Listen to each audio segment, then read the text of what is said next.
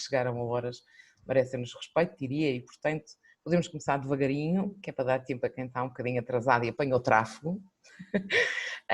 Mas em primeiro lugar permitam-me que agradeça a iniciativa, ao IPS, que agradeça ao Sr. Professor Carlos Mata, que está na sala connosco, e que lhe passe a palavra se quiser fazer uma breve nota prévia. Mas agradeço que estejamos na sala para este webinar, para este tema que é tão relevante e neste sentido eu diria que é, apesar do professor Carlos Mata estar a fazer que não com a cabeça, é perfeitamente pertinente que faça uma frase, uma locução de entrada, até pelo patrocínio ou pela promoção que tem feito desta área de desenvolvimento sustentável ou dos objetivos. Portanto, dava-lhe a palavra em primeiro. Muito obrigado. Pelo menos para dizer boa tarde. Sim, obviamente. Boa tarde a todos. Agradecer-me mais uma vez também ao professor Rogério e à professora Piedade pela sua disponibilidade. Agradecer também à professora Lucília por dizer sempre que sim. Está sempre disponível. É uma pouca competência, uma competência duvidosa. E tem sido um desafio realizar este primeiro ciclo de webinars sobre os Objetivos de Desenvolvimento Sustentável, inserido na política de sustentabilidade também do Instituto, em que tentamos integrar em todas as escolas os Objetivos de Desenvolvimento Sustentável nas suas práticas, e não basta só falar sobre os mesmos, é importante também. Está aqui Tem feedback. Um microfone a fazer eco, era mesmo para entoar, aplicarmos os Objetivos de Desenvolvimento Sustentável ao nível das nossas práticas, ao nível das nossas unidades curriculares e por isso mesmo levarmos a cabo este ciclo no final do ano letivo bastante desafiante, diga-se. Bem, muito obrigada pela nota introdutória. Antes de apresentar os nossos convidados, e provavelmente vou escrever depois, enquanto estiverem a falar, as notas no bate-papo, estabelecer aqui uma ou duas, eu ia dizer regras, mas não é bem, são mais as formas de funcionamento. Quem está a fazer a gestão da sala é a Beatriz Marques, a quem nós agradecemos, ela está disponível nos ecrãs, podem vê-la, ela sorri e cumprimenta, pronto. Os nossos oradores também já estão devidamente identificados. Fui alertada para o facto de que a sessão do webinar vai ser gravada e se isto tem a autorização ou o consentimento prévio dos intervenientes, não deixaria de considerar que este é um aspecto importante de informação a quem está na sala e, portanto, que naturalmente tenha o conhecimento sobre este facto, que vamos gravar até para disponibilizar, como nos outros webinars, à comunidade fora desta hora.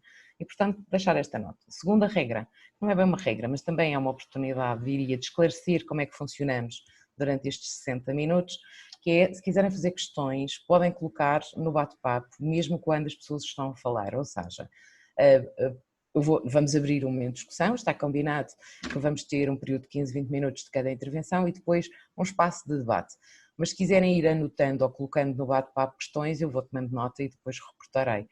Se não quiserem ligar os microfones, tudo bem. Portanto, temos duas formas de intervir no debate. Uma forma, ligar o microfone, apresentar-se e dizer, comentar, fazer observações. E a segunda forma, que é escrever no bate-papo, que eu reportarei. E agora sim, diria, temos as condições formais para começar. Nós temos no programa e temos o gosto de ter neste webinar duas personalidades de certo conhecidas de todos vós nesta área e que, a não ser, eu tenho 5 linhas de cada um com nota biográfica para apresentar. E diria que vou apresentar os dois seguidos pela ordem inversa de entrada, de forma que a segunda apresentação que faço é da pessoa que vai falar. Perceberam? Então, a Piedade Lalande é doutorada em Ciências Sociais e Sociologia pela Universidade de Lisboa, Instituto de Ciências Sociais, é licenciada em Etnologia pela Universidade Paul Valéry de Montpellier, em França, é docente da Escola Superior de Saúde da Universidade dos Açores desde 1984, onde é professora coordenadora desde 2004 e presidente da Assembleia. Entre 2001 e 2014 ocupou cargos de eleição política, é membro integrado de uma unidade de investigação, a SIGS-UAC, e membro colaborador da nova UAC, UAC-UAC e Açores. Depois, Rogério Rocamar é licenciado, doutorado em Economia, atualmente professor associado do Departamento de Economia e Política do ISCTE, Instituto Universitário de Lisboa, é diretor do mestrado em Economia Social e Solidária e investigador do Centro de Estudos Internacionais do ISCTE, Instituto Universitário de Lisboa. É atualmente embaixador para o ODS número 1, que é o nosso, Erradicar a Pobreza para Portugal. Tem também trabalhado ultimamente com os 15 grupos comunitários dos bairros da Habitação Social de Lisboa. Muito bem-vindos, muito obrigada pela vossa partilha que irão fazer e passo desde já, a palavra ao professor Rogério Amar. Muito bem, muito obrigado pelo convite, com toda a sinceridade, com todo o gosto, é um privilégio estar aqui convosco, quer pela instituição, que merece muito respeito, com o qual tenho tido algumas colaborações, alguns contactos, quer pelas pessoas que aqui estão, algumas que eu conheço, e quer pelo tema, uma vez que é um tema que infelizmente continua atual, continua imperativo, continua a não nos deixar, digamos, sossegados, enquanto houver pessoas que não têm uma vida digna, não têm uma vida, digamos assim, que lhes possa merecer ter uma vida tranquila e descansada e com bem-estar, digamos assim. É disso quando falamos de pobreza. Infelizmente, falar de pobreza hoje, nestes últimos meses, tornou-se ainda mais necessário, porque a pobreza agravou-se nos últimos tempos com a pandemia.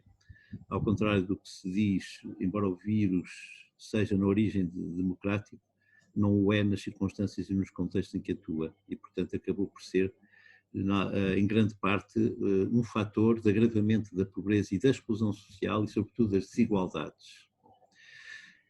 Eu dividi as minhas reflexões, quem já me conhece sabe que eu resisto o mais possível a ter PowerPoint, embora admiro quem os faça e até gosto de os seguir, porque quem está a assistir dá-lhe jeito. No meu caso tenho imensa dificuldade porque as minhas intervenções têm sempre uma grande dose de improviso e, portanto, ter um PowerPoint prende-me, fico preso, não é? Não estou a dizer com isto critico quem os faz, pelo contrário, até me dá jeito quando estou a assistir e acho que a professora Piedade vai fazê-lo, portanto vai ser bom para mim assistir ao que a professora Piedade vai fazer com o PowerPoint. Mas eu realmente não fiz, não faço, é raro fazê-lo, às vezes faço, não é? Não sou completamente contra, mas realmente não foi isso que preparei. Tinha aqui 3 pontos para partilhar convosco.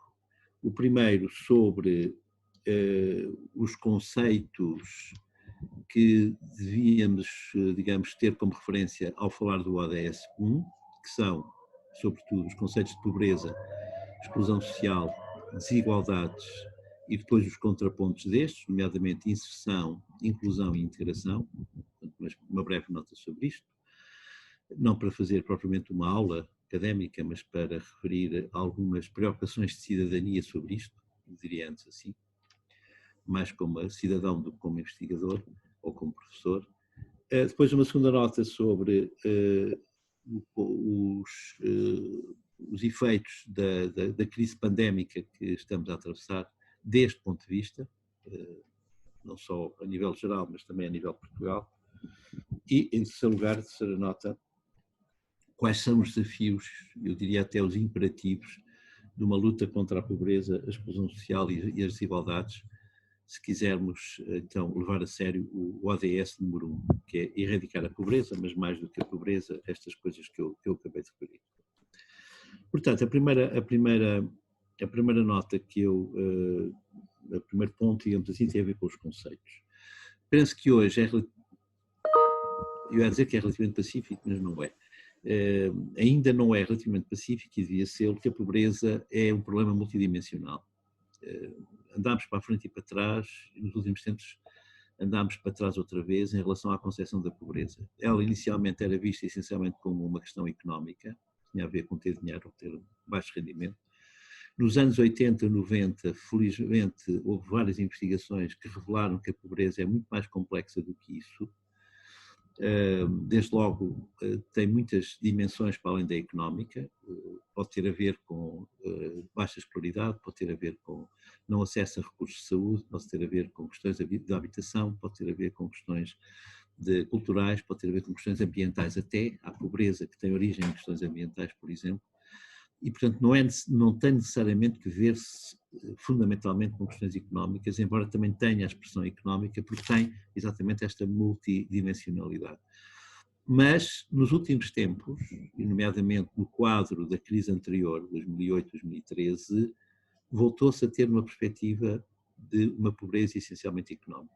A maneira como as políticas de austeridade olharam para a questão da pobreza, a maneira como se tomaram decisões sobre coisas como o rendimento social de inserção em Portugal ou digamos, os custos, as despesas sociais no mundo em geral, ou como se olhou para o Estado Social, por exemplo, e como a partir daí se teve uma visão da pobreza, foi muito no sentido de se ter andado para trás e de se voltar a olhar para a pobreza na perspectiva essencialmente económica, essencialmente individual, ou seja, como sendo um percurso individual, com culpas próprias, com fatores próprios, e que terá que ser combatido essencialmente com fatores económicos, ou seja, ou com subsídios ou com criação de emprego e com rendimento.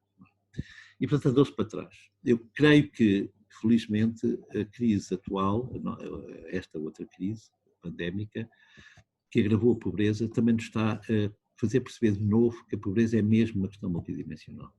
Eu já vou referir isso a propósito da situação atual. Mas este era um primeiro ponto que eu gostava de referir. Ela é multidimensional, não é meramente individual, é um problema de sociedade, não é um problema de... É claro que se cria a nível individual, mas tem um contexto societal que a enquadra, que a justifica, que lhe dá causalidades próprias e, portanto, inclusive necessita de respostas que também sejam societais, e não é circunstancial, é estrutural, ou seja, radica em causas que são prolongadas no tempo e às vezes passam de pais para filhos. Definiria por estas três componentes, multidimensional, estrutural e societal, ou seja, é um problema que nos afeta a todos, ou seja, uma sociedade com pobres é uma sociedade pobre e, portanto, ela toda sofre de pobreza, não é apenas os que são pobres que sofrem de pobreza, porque é uma sociedade que admite no seu seio a injustiça e a pobreza. E, nomeadamente, porque a pobreza, a bem dizer, provoca outros problemas que a prolongam, que a agravam, que a acentuam. Desde logo a exclusão social, que não é igual à pobreza, mas que é um dos seus resultados, ou pode ser um dos seus resultados, ou pode ser até uma das suas causas. E a exclusão social, para além da questão da pobreza, que tem a ver essencialmente com o acesso a recursos, que depois gera privações de conhecimento, privações de rendimento, privações de emprego, privações de saúde, etc. A exclusão social tem a ver com a relação com a sociedade, com o sentir-se plenamente na sociedade, o ser aceito na sociedade, o estar dentro da sociedade, fazer parte assim do seu funcionamento pleno. E por isso, uma das consequências mais graves é precisamente o pôr as pessoas à margem, na periferia da sociedade, serem estigmatizadas e discriminadas. E, portanto, a exclusão social é uma consequência, ou pode ser uma causa também, dependendo das circunstâncias, mas é uma das consequências mais nefastas da pobreza, que é a pessoa ficar à margem. Eu chamo a atenção para isto porque há sociedades tradicionais onde a pobreza não põe necessariamente as pessoas à margem. Por exemplo, durante muitos anos, sociedades como a sociedade crioula de Cabo Verde, a pobreza, que era relativamente transversal a toda a sociedade, no entanto não punha as pessoas à margem. As pessoas faziam parte da sociedade e eram digamos assim, tidas em conta, havia partilha de recursos e de serviços, o que fazia com que os pobres em Cabo Verde não se sentiam à margem. Com o aumento do nível de desenvolvimento de Cabo Verde, leia-se rendimento médio per capita, e o surgimento da classe média e classe média alta em Cabo Verde, surgiu uma situação nova, que é a exclusão social. E daí que nós tenhamos hoje, por exemplo, estou a dar este exemplo, não podia dar muitos outros, mas este é um dos exemplos mais claros. Nós hoje temos na cidade da Praia, por exemplo, condomínios fechados ao lado de zonas de barraca. E isto tem gerado já não só a questão da pobreza, mas a questão da segmentação da sociedade, com tudo o que isso acarreta de incompreensão, de violência, de estigmatização, etc. E isto porque isto liga-se a um terceiro problema, que é aquele que, a meu ver, é talvez o mais grave de todo, que é a desigualdade. Ou seja, uma sociedade com pobres, em que não haja muita desigualdade, é uma sociedade, apesar de tudo, menos injusta, não é correta, não é boa, obviamente, não tem bem-estar, mas menos injusta do que uma sociedade em que, a parte da pobreza, há enormes desigualdades. Ou seja, a pobreza cresce e, ao mesmo tempo, a riqueza cresce também. Isso é o que está a acontecer no mundo nos últimos 20, 30 anos. Ou seja, a pobreza não desapareceu, diminuiu em algumas componentes, é certo, mas não desapareceu como fenómeno generalizado, digamos assim.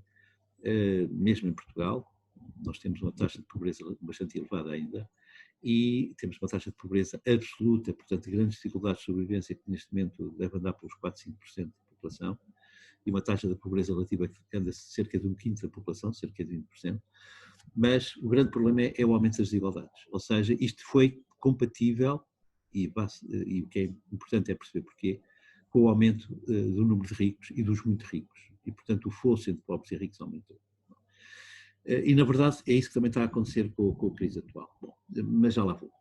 Ainda mantendo neste primeiro ponto para dizer que a resposta a estas questões passa naturalmente por ações a partir das pessoas que estão em situação de pobreza e exclusão social, para que elas façam o caminho que as tire daí.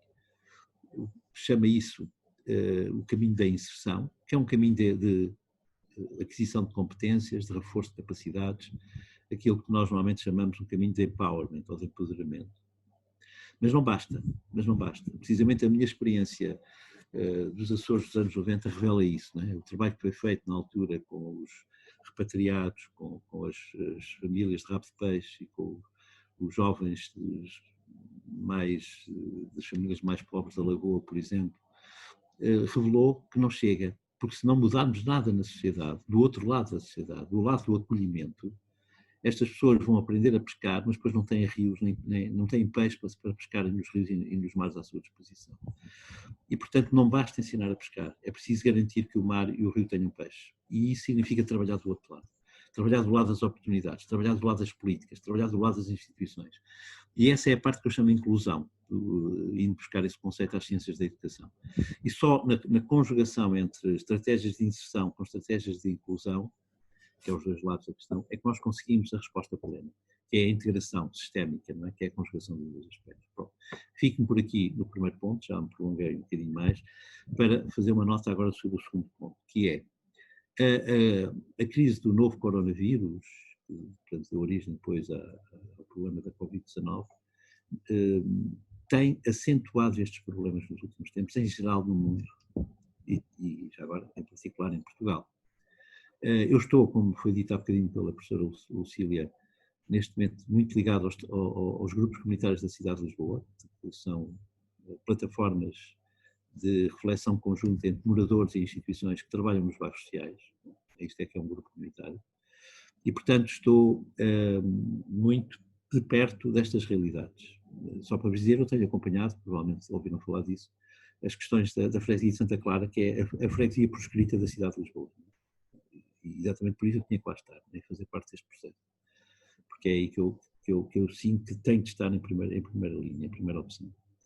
E posso dizer que a situação que lá se vive demonstra exatamente isto que eu estou a dizer. Ela ilustra de uma forma clara que as pessoas que neste momento estão mais fragilizadas ao vírus, ao novo coronavírus, mas não só a isso, associado a isso ao vírus do desemprego, ao vírus da indocumentação e da irregularidade na presença em Portugal, ao vírus da sobrelotação de casas, ao vírus das faltas de condições mínimas de higiene e segurança nas suas casas, e ao vírus das condições precárias e exploradas do trabalho, são as mesmas, são todas as mesmas pessoas, os mesmos grupos. E, portanto, são aquelas que estão a sofrer mais, são aquelas que não conseguem aceder aos apoios que existem, ou só acedem provisoriamente, ou só acedem parcialmente, são aquelas que passam as malhas das respostas institucionais.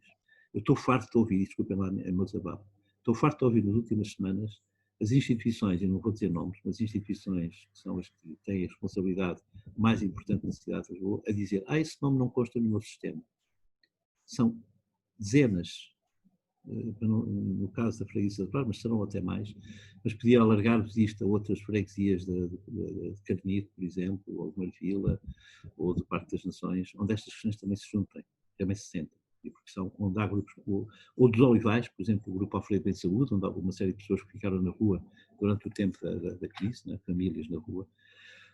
E tudo isto demonstra que, de facto, neste momento nós estamos perante um desafio imenso, que é terem-se agravado as condições de pobreza, de exclusão social, de desigualdade, de discriminação, de estigmatização, precisamente aquelas pessoas que nunca ficaram confinadas porque não podiam, porque eram elas que tinham que estar nas caixas dos supermercados, eram elas que tinham que fazer as obras que continuaram, eram elas que tinham que fazer as limpezas dos sítios que continuaram abertos.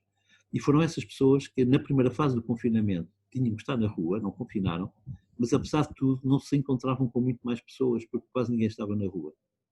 E com o desconfinamento, essas pessoas que continuaram na rua e nos transportes públicos passaram a encontrar-se com muito mais gente que passou a estar na rua. E isso agravou a situação.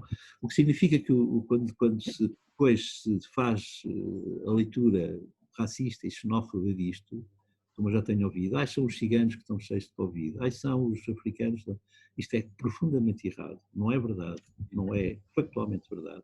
E além disso, esquece completamente as razões de contexto e as razões várias que levam a situações deste tipo.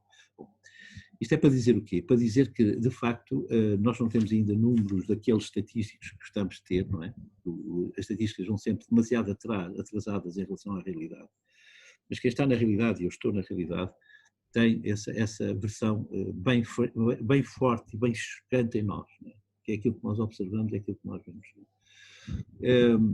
Reparem, eu acompanhei, não vou dizer números, mas eu acompanhei dezenas de casos positivos, não é? E acompanhei no terreno, e acompanhei no dia-a-dia, com os riscos de tudo que isso implica. E vi de um lado pessoas com necessidades absolutamente fundamentais não satisfeitas, de dignidade, sobrevivência, e do outro lado as instituições a dizer, mas nós respondemos a todos os problemas que detectamos. Só que o problema da detecção de quem fica nos gabinetes não é o problema da realidade que nós encontramos no terreno. Esse é que é o problema. E, portanto, esse é um dos grandes problemas da pobreza, da exclusão social, das desigualdades, que é as instituições estão longe da realidade, de facto. Atendem pelo telefone, atendem nos gabinetes, raramente estão no terreno. E, sobretudo, não têm capacidade de ler as situações atípicas, aquelas que saem de fora das malhas. E, portanto, ao mesmo tempo, quando nós lemos as notícias ou lemos determinadas publicações, vemos que as riquezas dos mais ricos, dos ultramilionários, aumentaram extraordinariamente durante este período. Nomeadamente aqueles que estão ligados às formas de economia de plataforma, aquilo que nós chamamos de economia de plataforma. Os Googles, o Microsoft, tudo aquilo, inclusive os Ubers, os Globos, ou seja, as economias que funcionam pela internet, funcionam pela entrega à distância. Olha, estas plataformas, por exemplo, esta que estamos a utilizar, está a dar montes de dinheiro aos seus proprietários. E, portanto, há aqui, não estou a dizer para desligar a internet, atenção, aproveitemos-la bem, mas é só para dizer que, eu por acaso tinha os números e depois não os passei aqui para o meu caderno, mas são milhões de dólares de ganhos nos últimos 4 meses que estas empresas têm e que contrasta extraordinariamente com a pobreza das pessoas que perderam os seus rendimentos, que ficaram em layoff, que não conseguem pagar rendas, que têm dificuldades em se alimentar e que vocês não imaginam o desespero e as angústias em que vivem. Isto para ir para o último ponto e terminar, já vai estando na hora, da professora Lucila que está a ser simpática comigo. A luta contra a pobreza e a exclusão social e as desigualdades, portanto, é um imperativo para quem tenha minimamente consciência de cidadania, de justiça social e de ética na sociedade. E, portanto, neste momento, mais do que nunca, este objetivo é absolutamente primordial, obviamente em ligação com todos os outros, não é? Os objetivos são todos ligados, como se dizia há bocadinho. Mas a resposta a esta grande guerra que temos pela frente exige uma persistência, exige uma criatividade e exige a conjugação de vários fatores. Bom, reparem que eu disse persistência, não é uma luta fácil, uma sociedade que continua a ser muito individualista e muito centrada no ganho próprio. Embora é verdade que esta crise abriu oportunidades de solidariedade. Isso seria um outro tema interessante, mas de facto, apesar de tudo, eu faço esta leitura muito crítica. Eu aqui sigo muito o filósofo e politólogo italiano Gramsci, dos anos 30, que dizia: devemos ser pessimistas na razão e otimistas na ação, ou seja, na vontade de mudar. Eu sou muito rígido, não é rígido que eu quis dizer, desculpem, sou muito forte, muito crítico na chamada de atenção para estas coisas, mas depois luto e acredito que é possível mudar as coisas, e portanto estou otimista nas respostas. Mas é preciso persistência, é preciso recuperar o espírito dos meios rurais. Eu nasci numa aldeia e tenho esse espírito por inerência do meu nascimento. Nós lá, no meio rural, tínhamos que plantar, tínhamos que semear e depois esperar pelo tempo da colheita, não é? Não, os frutos não vinham logo. E às vezes perdiam-se completamente com uma granizada ou com um temporal. E tínhamos que recomeçar tudo outra vez, não é? Na cidade não, na cidade nós vamos à loja e está lá tudo e compramos, não é? E isto faz a diferença. Isto é a diferença precisamente desta luta, é a persistência, não é? Depois é preciso criatividade, ou seja, as respostas tradicionais não chegam. Algumas sim, mas não chegam. É preciso outras respostas. É preciso responder a situações atípicas, a situações que não estão nos nossos regulamentos e não estão nas nossas grelhas de análise. É preciso ir para o terreno e descobrir essas situações e inventar respostas novas para elas. Portanto, persistência e criatividade são dos pontos absolutamente fundamentais. Depois, em terceiro lugar, é preciso que as respostas envolvam os próprios. Não devemos lutar contra a pobreza a favor dos pobres, mas com os pobres e a partir deles. Portanto, fundamental que é a questão da participação. Que sejam eles os atores principais e os protagonistas. Agora também não tenho dúvidas. Portanto, não restem dúvidas, eu não gosto de dizer o provérbio chinês como normalmente ele é dito. Eu acho que primeiro temos que dar o peixe a quem tem fome e está de rastros, para depois lhe ensinar a pescar, para depois o ajudar a comprar a cana de pesca e depois para garantir que o mar e o rio tenham peixe. É assim que é preciso dizer, na minha opinião. E muitas vezes é preciso dar o peixe inicialmente porque a pessoa não está em condições de aprender a pescar. Portanto, é mesmo preciso a ajuda de emergência. Mas, de qualquer maneira, o fundamental depois é a pessoa aprender a pescar e ter um rio ou um mar para pescar. A questão da participação. Depois é preciso que haja, como eu disse há bocadinho, mudanças na sociedade. E, portanto, não podemos pôr tudo em cima dos pobres ou dos excluídos para que sejam eles a mudar sozinhos. Não vai ser assim. É preciso que a sociedade mude as políticas, mude as oportunidades, mude as instituições, mude os olhares, mude as atitudes. É absolutamente fundamental. E isso exige trabalhar em parceria uns com os outros, juntar-nos, porque a pobreza, sendo multidimensional, tem que ter uma resposta multidimensional. E precisa trabalhar todos em conjunto. E trabalhar todos em conjunto envolvendo também a própria comunidade que está à volta dessas pessoas. Faz parte também do coletivo onde essas pessoas se inserem. E, portanto, o envolvimento da comunidade. E isto significa passar de uma ideia de que cada um safa por si próprio, não é? Como a certa altura andou por aí o discurso do empreendedorismo, não é? Que cada um tem que ser herói de si próprio. Não é? É bom que haja heróis, mas não tenhamos ilusões, não é por aí que se resolve a pobreza. É importante que o Estado volte a ter o papel importante que tem na resposta à pobreza, com as suas políticas, mas o Estado sozinho também não vai lá. E, portanto, para o século XXI nós precisamos de um novo modelo de regulação, vamos acabar, que é o modelo de regulação que eu chamo de governança partilhada e participativa. Reparem, governança porque não é só governação, é a ação conjunta, partilhada porque é em parceria e participativa porque envolve os cidadãos e as cidadãs, ou seja, tem que ser democrática e envolvente de todos. Isto convoca o Estado central e local, convoca as organizações da economia social e solidária, convoca as empresas na sua responsabilidade social a sério e convoca todos e cada um dos cidadãos e cidadãs na sua responsabilidade de cidadania. E fico-me por aqui, já a doutora Lucila foi simpática e, portanto, não me calou antes, mas agora já estou a abusar. Não precisava. Muito obrigada, Sr. Professor. Temos pena que os minutos corram tão depressa. De qualquer das maneiras, já voltamos assim no debate. Vamos dar agora a palavra à professora Piedade Lalanda, mais ou menos esta conversa dos 20, 25 minutos. Como já viram, eu sou muito condescendente. Estou a brincar com o nosso tempo, mas também acho que é muito interessante permitir o fluxo de raciocínio e a mensagem que vocês têm para nós ser toda partilhada. Professora Piedade. Boa tarde, é um gosto estar aqui neste ambiente mesmo virtual, estar convosco à distância. O mar aqui não conta nada, conta muito menos do que habitualmente, e isso é uma vantagem em parte. Eu realmente tinha preparado e preparei aqui uma pequenina apresentação que em muitos pontos se reencontra, porque é difícil não se reencontrar com aquilo que foi dito até agora. Eu vou compartilhar a tela.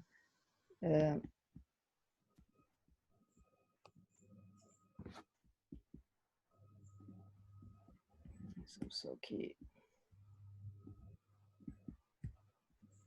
Ups. Desculpa. Okay.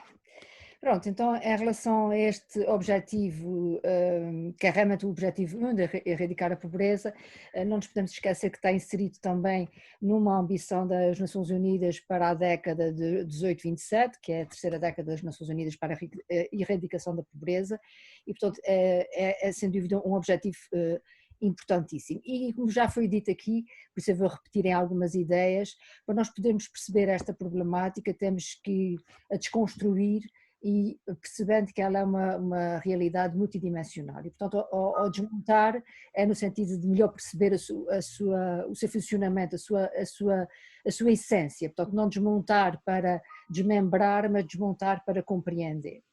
E nesta ótica eu identifiquei 4 aspectos estruturantes ou que poderão ser identificados nesta desconstrução: a dimensão monetária, a dimensão do acesso aos recursos, a dimensão estrutural e a dimensão dos direitos humanos. E realmente o critério monetário, como já foi dito também, tem sido o critério se calhar mais fácil de identificar as pessoas em situação de pobreza, através deste critério do limiar da pobreza, e que nos permite ver que Portugal está ligeiramente acima da média europeia, portanto isto com dados de 2018, com 17,3. E quando nós vamos olhar esta realidade, e eu vou-me atrever aqui a trazer um pouco de alguns dados sobre os Açores, porque me parece que é importante nesta compreensão deste fenómeno. No caso em particular dos Açores, como podemos ver, ao invés da tendência nacional, que poderá eventualmente se alterar em 2020, mas que em 2019 tinha demonstrado um comportamento, uma tendência decrescente desde 2014, passando a taxa de risco de pobreza para 17,2, nos Açores o fenómeno foi inverso, aumentou desde 2009 e neste momento é a região do país que tem a taxa de risco de pobreza mais elevada. E o que é também de contrastar é que quando nós vamos olhar para os dados económicos em relação aos Açores, encontramos, por exemplo, este gráfico que nos diz que o PIB per capita em euros aumentou nos Açores desde 2000 e, portanto, atingiu valores significativos nos últimos anos. Mas há aqui um dado que é preciso cruzar, é que este per capita nos Açores deve ser relativizado em termos do per capita nacional. E quando nós fazemos esta análise, ou seja, verificamos que em 2018 o per capita da região representava 88% do per capita nacional. E reparem a relação entre esta linha amarela ou cor de laranja sobre este dado da percentagem do índice relativo à média nacional e a evolução da taxa de risco de pobreza. Quando o per capita esteve mais próximo da média nacional, portanto em 2009 estávamos com 91%, a taxa de risco de pobreza nos Açores estava em 17,9%. Quando o per capita baixou, teve uma tendência de redução, mesmo que ligeira, a taxa de risco de pobreza aumentou na região autónoma dos Açores, ou seja, poderá haver um enriquecimento, uma maior riqueza na região, mas a realidade é que há também, como foi dito há pouco, uma maior pobreza na região. E este leva-nos para um dado importante da análise sempre das questões da pobreza. O professor Roque Amaro já o disse, que é a questão da desigualdade. Não basta só olharmos para as questões da riqueza ou da pobreza, nesta perspectiva monetária, temos que sobretudo olhar para as questões da desigualdade. E é aqui que entramos no domínio de um outro indicador que já vou mostrar mais a seguir, que é o indicador de Gini.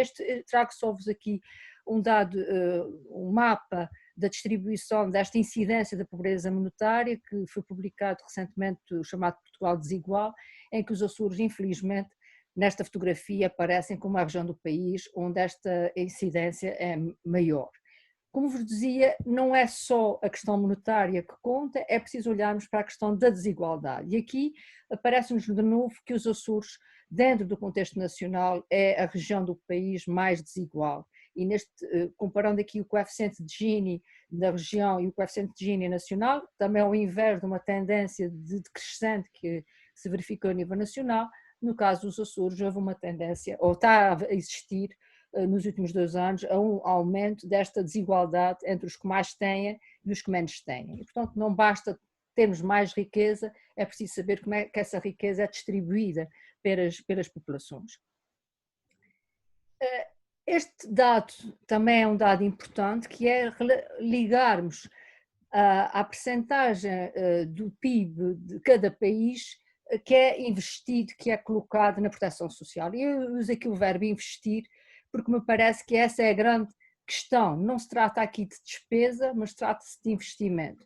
Quando se investe nas pessoas, quando se investe na proteção das pessoas, quando se investe no combate à pobreza, deveria ser entendido pela visão mais economicista como tão importante quanto investir em outras infraestruturas ou em outro tipo de área económica. E como se pode ver aqui por este gráfico, os países que têm a maior percentagem de PIB, isto com dados de 2018, em proteção social, são também os países que estão com mais baixa taxa de risco de pobreza. Portanto, ao invés, os países que têm menor percentagem de PIB investido em proteção social são os países que têm maiores taxas de risco de pobreza. Portugal está aqui a meio caminho, mais ou menos, mas revela também estar infelizmente nesta tendência de uma baixa taxa, de uma baixa percentagem de PIB investido em proteção social.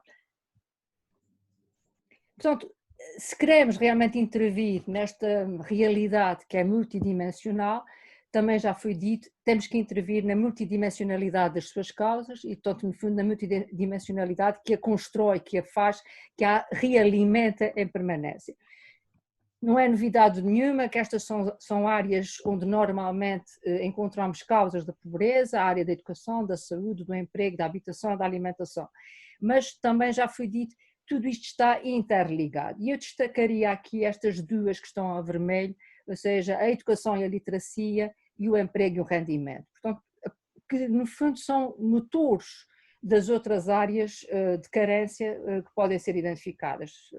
A educação tem muito a ver com a saúde, tem muito a ver com a alimentação, o emprego também tem, e o rendimento tem a ver com a habitação e por aí fora, portanto, podemos fazer os cruzamentos que melhor entendemos. Então vou destacar estas duas áreas em particular. Comecemos pela área da educação.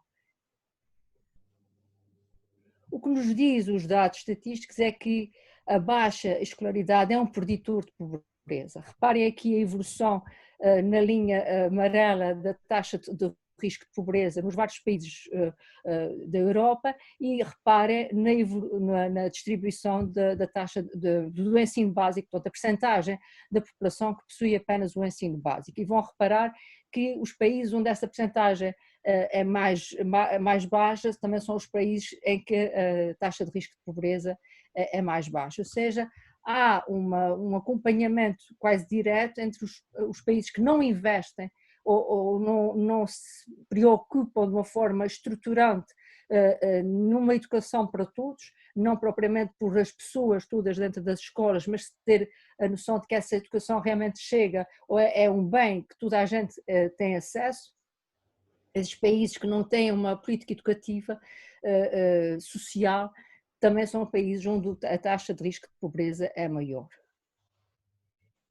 E isto é interessante verificar que se nós olharmos a este cruzamento da escolaridade, olhando aos três níveis de escolaridade, ou seja, o ensino básico, o ensino secundário e o ensino superior, vamos verificar que realmente a população, como eu já disse, que está mais em risco de pobreza é a população que tem um nível de escolaridade mais baixo. Mas há aqui um dado engraçado neste gráfico que tem a ver com estes países do lado esquerdo, portanto a Islândia, os Países Baixos, a Dinamarca, a Finlândia, e se repararem são países onde dentro daqueles que estão em risco de pobreza também existem pessoas com ensino superior. Portanto há uma percentagem significativa de pessoas, não há o peso tão identificado de pessoas com baixa escolaridade, porque são países que já conseguiram níveis médios de escolaridade muito superiores àqueles que, por exemplo, Portugal tem, mas há pessoas que estão em risco de pobreza e que têm o ensino superior. Portanto, isto leva-nos a refletir que também não é só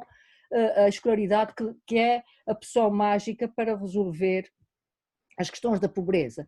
A questão da massificação da educação pode levar a uma desvalorização dos próprios diplomas. E, portanto, também é necessário que a economia se reveja, né, que se reencontre.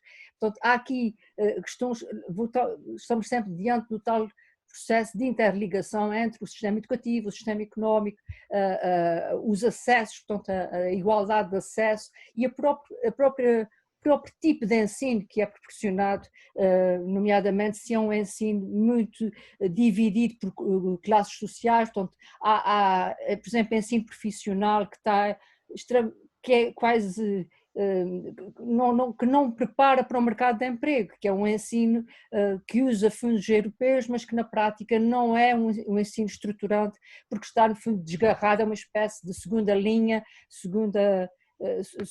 de formação. Portanto, é importante integrar todas as formas de formação num sistema que pode ser realmente com a vertente mais profissionalizante e mais dita do ensino regular ou mais de encaminhamento para o sistema de ensino superior, mas é necessário que haja uma integração das várias formas de formação, de acesso à formação.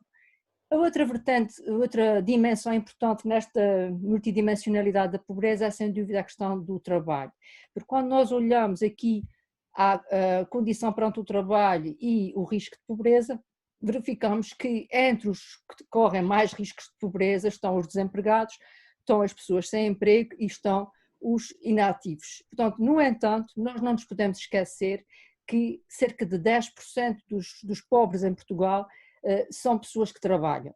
E isto vê-se perfeitamente nos beneficiários do rendimento social de inserção, que apesar de muitos não estarem com emprego, há pessoas que trabalham e são beneficiários do rendimento social de inserção. Portanto, ou seja, temos aqui também um outro muito importante, que é saber o nível de rendimento que as pessoas que trabalham conseguem alcançar, o nível de condições de acesso ao próprio trabalho, nomeadamente a rede de transportes, há bocadinho estávamos a falar aqui as próprias estruturas habitacionais, os bairros onde vivem, a discriminação que têm no mercado de trabalho. Portanto, há aqui uma série de variáveis que devem ser analisadas para nós percebermos porque é que existem pobres entre aqueles que trabalham.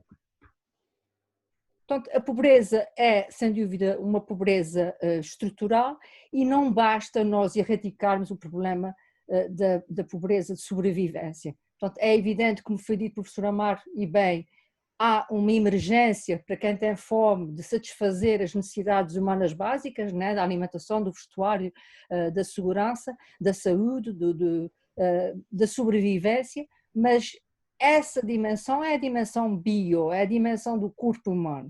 E o pobre não é apenas um corpo humano carenciado. O pobre é uma pessoa e, portanto, nós estamos aqui ao nível de direitos que estão no campo da participação, da autonomia, do poder, do respeito, da autoestima, da dignidade. Este é que é o verdadeiro combate da pobreza. É aquele que permite a recuperação destas dimensões da pessoa humana. E, portanto, essa erradicação da pobreza tem que assentar exatamente aqui, nesta carência estrutural, nesta sociedade que não convoca, por exemplo, os beneficiários nas medidas que lhes são atribuídas, que eventualmente até não monitoriza os apoios que lhes são atribuídos, que não promove a autonomia das pessoas, mas, por exemplo, que lhes dá a comida feita e não lhes dá os ingredientes para confeccionar a comida, que não lhes dá poder de decisão, que lhes torna dependentes e assujeitados a um sistema de benefícios sociais, que não respeita a sua orientação sexual, a sua idade, a sua etnia, a sua cultura, que não reforça a autoestima, porque há medidas que, sendo benéficas, transformam-se depois em verdadeiros estigmas, rotulagens, como o próprio rendimento social de inserção em tempos, ou pelo menos houve uma altura em que ser beneficiário na escola era um estigma, portanto, dentro do próprio sistema educativo e, portanto, que não promove a dignidade. Então quer dizer que as políticas, já foi aqui dito, de intervenção nesta área, têm que ser políticas que promovam tudo isto, ou seja, dignificar, autonomizar, reforçar as competências e o poder, promover a cooperação e a participação. E pegando então nesta visão multidimensional que está subjacente à pobreza, só se pode erradicar a pobreza se nós interligarmos as políticas económicas e sociais. Ou seja, todo este mundo tem que estar interligado, não podem ser intervenções desligadas, atomizadas, mas têm que ser intervenções interligadas. Em síntese, portanto, este objetivo de desenvolvimento sustentável implica apostar em políticas públicas interligadas, por exemplo, transportes com habitação, com emprego, com educação, não serve de nada, por exemplo, localizar, ou será pouco estratégico, né? Localizar, por exemplo, uma nova empresa, uma nova indústria que até pode captar muitos trabalhadores, mas depois limitar ou tornar difícil o acesso destes trabalhadores a esses locais de trabalho. Eu dou um exemplo aqui nos Açores. Quando foi o início do boom do turismo, havia muito trabalho para mulheres, mas depois não havia transporte noturno para que essas mulheres pudessem aceitar estes empregos, que são empregos de turnos e que obrigam a regressar a casa à meia-noite ou à 1 da manhã, e onde já não há transporte público. É preciso reforçar a vivência democrática nas instituições, ou seja, a pobreza é uma questão de direitos humanos, é uma questão também de democracia, seja no universo das escolas, seja no universo das famílias, seja no universo das empresas ou dos serviços públicos. Tem que haver esta visão democrática. Nós quando falamos de participação das pessoas, falamos num acesso de todos à voz, né? Terem voz e não se esconderem por detrás do fato de serem beneficiários de qualquer medida. A questão da igualdade de oportunidades. Sabemos que neste domínio da pobreza, por exemplo, as mulheres são as mais visadas. As mulheres nas famílias monoparentais, as mulheres nas famílias com mais crianças, que são também as famílias mais em risco de pobreza, são as que têm mais crianças na dependência, e portanto as mulheres são aqui um personagem, um ator deste processo extremamente importante. E apesar das estatísticas, por exemplo, do rendimento social de inserção, quantificarem os beneficiários por sexo, mas incluírem aí todos os membros do agregado familiar, quando nós analisamos os titulares do benefício do rendimento social de inserção, verificamos que é uma medida onde são as mulheres, muitas vezes, que solicitam esse apoio à segurança social, ou seja, elas tomam a dianteira de encontrar uma resposta para as necessidades das suas famílias, e há sem dúvida que valorizar este lugar de poder das mulheres e de alguma forma retirar muitas das situações de dependência, de subjugação, de desigualdade de poder que existe nas famílias e onde, nomeadamente, questões ligadas à violência doméstica, etc. É necessário também que as medidas sejam equitativas, seja no acesso à creche, ao ATL, à escola, ao centro de saúde, mas que tenham em conta que quem mais precisa tem que ser mais ajudado. É fundamental apostar na cooperação. As políticas têm que ser de cooperação, não podem ser top-down, têm que ser comunitárias, têm que ser democráticas, têm que ser no espírito realmente do Estado social inclusivo, das palavras, dos conceitos que há bocadinho foram aqui referenciados pelo professor Rocamar. E, portanto, no fundo, apostar na autonomia dos cidadãos e no combate à dependência. As medidas de caráter monetário têm muito este impacto da dependência. As medidas que são numa perspectiva multidimensional promovem muito mais a autonomia dos cidadãos. Portanto, esta era a reflexão que eu tinha preparado para introduzir a minha intervenção. Muito obrigada. Era para introduzir. Oi! Muito obrigada aos dois. Eu tinha prometido que não vou fazer, até porque não me parece... Já deixou de partilhar, professora Piedade? Não, senhora. Agora é que assim aparece um bocadinho mais de rostos e, portanto, consigo ver melhor. Eu tinha prometido que não ia fazer e não farei uma síntese. Seria absolutamente arrogante da minha parte agora decidir que em 2 minutos sintetizava estas intervenções tão ricas, tão cheias de coisas para debater e para discutir, e portanto nós ainda temos, apesar da condescendência da moderadora, que não fez aqui nada papel de árbitro a dizer, e peço desculpa, mas ainda temos algum tempo para podermos comentar. Vou perguntar se alguém, além das 3 pessoas que colocaram já, eu diria, pedidos de comentário, mas se alguém tem mão no ar, já verifiquei, ninguém tem mão no ar, espero que saibam, tenho uma mão no ar. Então tenho uma mão no ar, da senhora professora Ana Paula Gato, e tenho 3 comentários que penso que os nossos oradores acedem igualmente ao bate-papo. Confirmam-me, por favor. Bem, não faz mal, eu digo de qualquer maneira, não se preocupem. Estou a ver o professor Rocamar ali quase a cair para cima do computador, não vale a pena. Não vale a pena. São 3 questões e eu vou pôr as 3 questões para vos pedir para comentar e vou pedir à professora Ana Paula Gato que faça a intervenção. E então, se não se importarem, faremos isto em grupos, porque é mais interessante do que 1 a 1. Portanto, eu vou usar o grupo, 4 questões colocadas, 3 no bate-papo e um comentário ou o que for que a professora Ana Paula Gato entenda fazer. No bate-papo está uma questão, que é uma pergunta realmente, não é uma questão em sentido abstrato, que é no gráfico, e estava a falar a professora Piedade Lalanda, no gráfico a taxa de risco de pobreza e do PIB em proteção social, qual é a explicação para a Suíça? Mas é assim, vamos lá perguntar porque é que a Suíça está naquela posição diferente. Ana Mendes pergunta, a definição de risco de pobreza é igual para todos os países ou a percepção de pobreza muda? Qual é a conceptualização de pobreza em países ricos? E esta é a segunda nota dos nossos... Como é isto se diz? Isto agora não pode ser ouvintes, que isto não é rádio, espectadores também não, dos participantes neste webinar. Tina Moreira coloca 2 citações, eu calculo que seja para suscitar a discussão, que são o artigo 25 e o artigo 28 da Declaração Universal dos Direitos Humanos. Todo ser humano tem direito a um padrão de vida capaz de assegurar-lhe e à sua família saúde e bem-estar, incluindo alimentação, vestuário, habitação, cuidados médicos e os serviços sociais indispensáveis. E depois o 28, todo ser humano tem direito a uma ordem social internacional e que os direitos e liberdades estabelecidos na presente declaração possam ser realizados. Eu agora no fim vi que estava cá escrito Declaração Universal dos Direitos Humanos, por acaso eram muito claros que estes 2 artigos eram dessa declaração e vou pedir se entenderem comentar.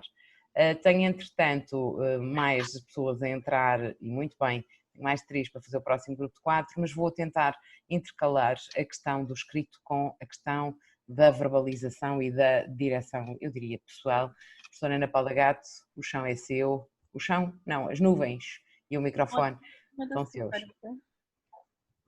Muito obrigada.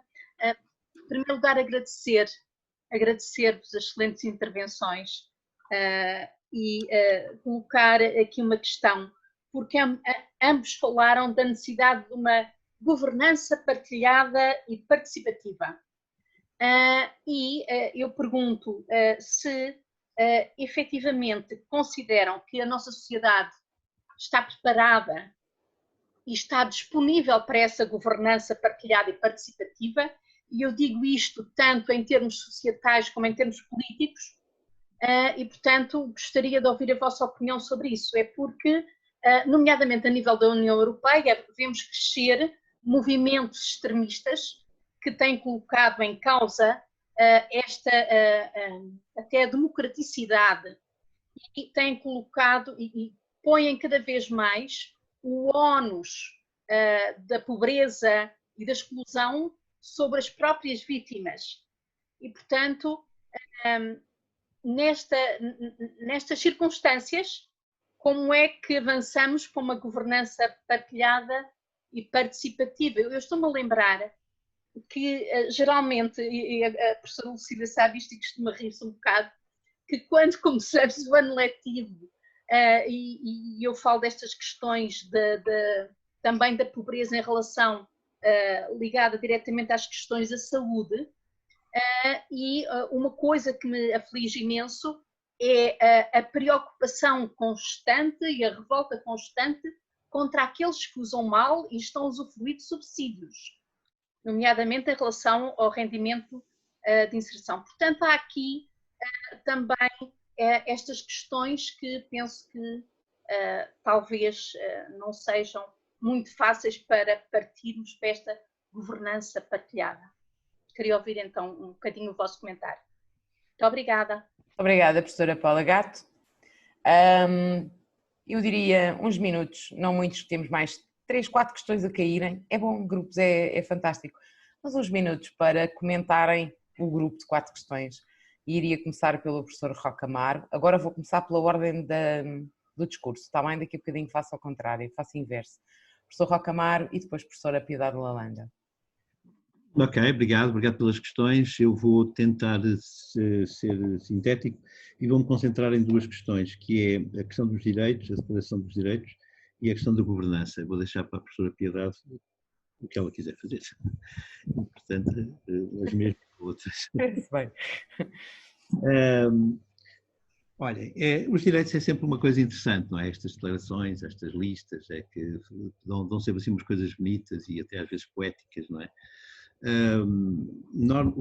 Isto tem dois problemas. Um é o contexto em que surgem, ou seja, o que era interessante era se nós conseguíssemos ter uma discussão, uma formulação de direitos que fossem verdadeiramente universais, ou seja, que resultassem de uma aprendizagem, de um diálogo intercultural e coletivo entre todas as partes, digamos assim, envolvidas. Eu sei que não é fácil, que isto complica, mas na verdade a maior parte das declarações que nós temos são unilaterais, ou seja, derivam de um certo contexto cultural que é dominante, normalmente o eurocêntrico, não é? O aparentado ou eurocêntrico, que é nomeadamente o caso dos Estados Unidos. E isso, desde logo, era um bocadinho, a alguma forma, embora aparentemente com um discurso interessante, de neocolonialismo, também aqui no enunciado dos direitos. Portanto, sem dúvida que quando nós vemos estas declarações, aderimos quase espontaneamente, mas às vezes estas mesmas expressões, estas mesmas frases não querem dizer a mesma coisa quando nós estamos a falar nos vários sítios, nas várias culturas, nas várias geografias. E, portanto, seria interessante que, ok, eles estão lá, as declarações foram feitas, não as deitamos fora, utilizamos até porque vão defendendo algumas fronteiras e alguns limites de dignidade, mas era importante que aproveitássemos o tempo histórico que ainda temos, não sei se é muito, se não, para que enriqueçamos esta discussão com o maior diálogo intercultural. Não é? Quando nós falamos de igualdade, o que é que estamos a falar? Estamos a falar exatamente a mesma coisa em todos os povos, em todas as culturas, e isso sim tornaria uma declaração efetivamente universal.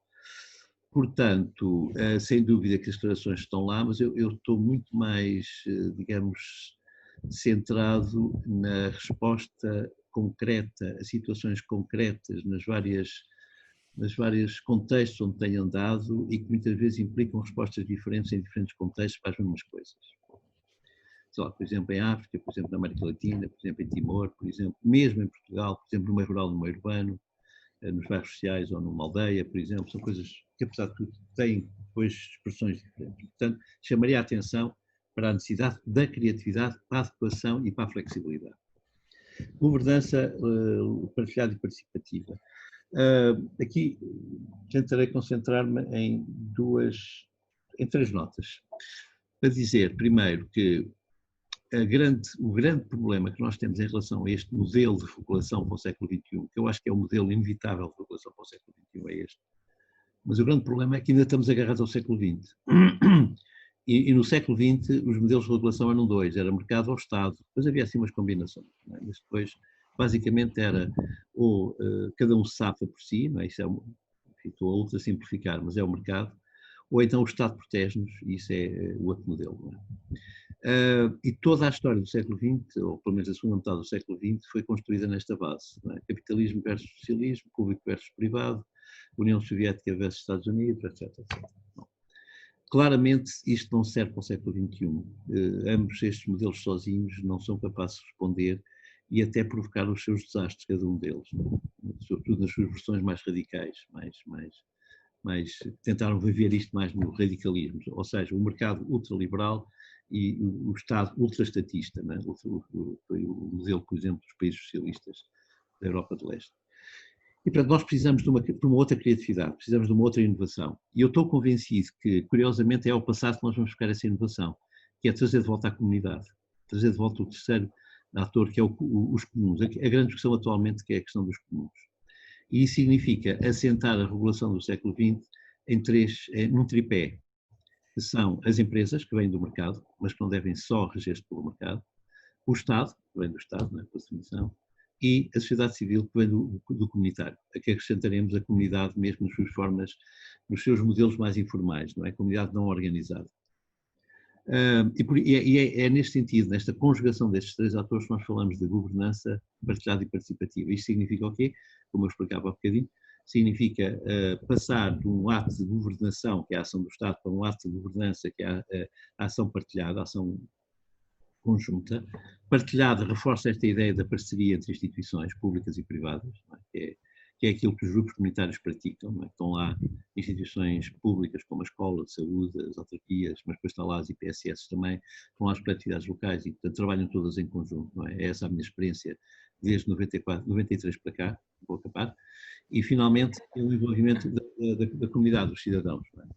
Qual é a outra grande dificuldade? Portanto, a primeira grande dificuldade é que estamos agarrados ao século XX. A segunda